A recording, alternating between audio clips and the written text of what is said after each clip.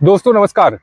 तेजस्वी यादव का एक भाषण बहुत वायरल हो रही है कि इतना आसानी से मैं तख्ता पलट नहीं होने दूंगा, इतना आसानी से मैं हार नहीं मानूंगा। तो हम चलते हैं उसी अटल की दो लाइनें पे कि हार नहीं मानूंगा, रार नहीं ठानूंगा, काल के कपाल पे लिखता मिटाता हूँ, गीत नया गाता हूँ, गीत नया गाता हूँ। तो हम ये समझ लें कि इस बार जो बीजेपी या फिर नीतीश कुमार का बिहार में होने जा रहा है वो इतना आसान नहीं है। तेजस्वी यादव का ये कहना कि इतना आसानी से मैं तख्ता पलट नहीं होने दूंगा, इसमें कितनी ताकत है या इनकी कितनी तैयारी है। क्योंकि एक तरफ अगर हम देखें तो कैसे कल विधायक दल की बैठक सुबह 10 बजे बुला ली गई है और ऐसा माना जा रहा है कि नीतीश कुमार आज अगर उन्होंने इस्तीफा नहीं दिया तो कल मुमकिन ही वो इस्तीफा दे सकते हैं। और ऐसे में आने वाले समय में कैसे तेजस्वी यादव इससे निपटेंगे।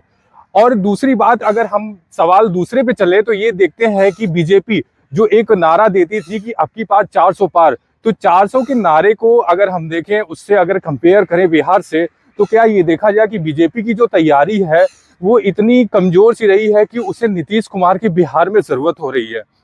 हालात ये कैसा है कि एक तरफ जहां अयोध्या में प्राण प्रतिष्ठा के बाद ये माना गया था कि आने वाले समय में जो 2024 का लोकसभा चुनाव है वो बीजेपी कितनी आसानी से इसको जीत लेगी और ऐसे में पार्टियां कोई भी हो सारे धराशायी हो जाएंगे। एक तरफ राहुल गांधी जहां भारत जोड़ो न्याय यात्रा के साथ अपने आप को इतनी दावेदारी पेश कर रहे हैं कि इंडिया गठबंधन को कितना मजबूती से वो संवार पाएंगे, और दूसरी तरफ वो आने वाले समय में कितना पुरजोर से बीजेपी को हराने के लिए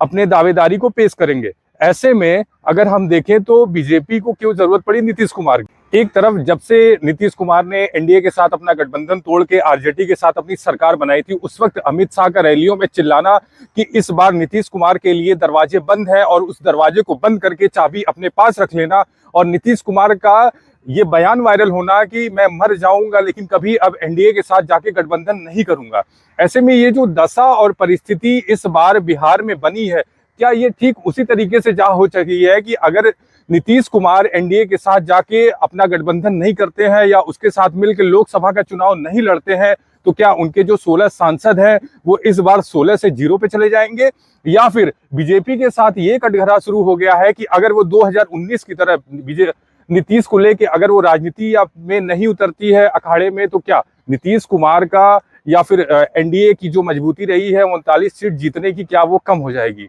बहरहाल सवाल तो दोनों तरफ है और दोनों को एक दूसरे की जरूरत है। तो हम ये मान चलें कि नीतीश कुमार इस बार ये जो जा रहे हैं तो सिर्फ लोकसभा का चुनाव लड़ने के लिए जा रहे हैं, या फिर आने वाले समय में फिर वो विधानसभा का चुनाव लड़ने के लिए आरजेडी के साथ गठबंधन करेंगे। सवाल तो है, बात तो हम करेंगे, लेकिन ये राह इतनी आसान नहीं होने वाली है क्योंकि आरजेडी को सिर्फ बहुमत पेश करने के लिए 8 विधायकों की जरूरत है। अब देखना ये होगा कि किस तरीके से आरजेडी अपने दावेदारी पेश कर पाती है या नीतीश कुमार एक बार फिर से बीजेपी के साथ जाके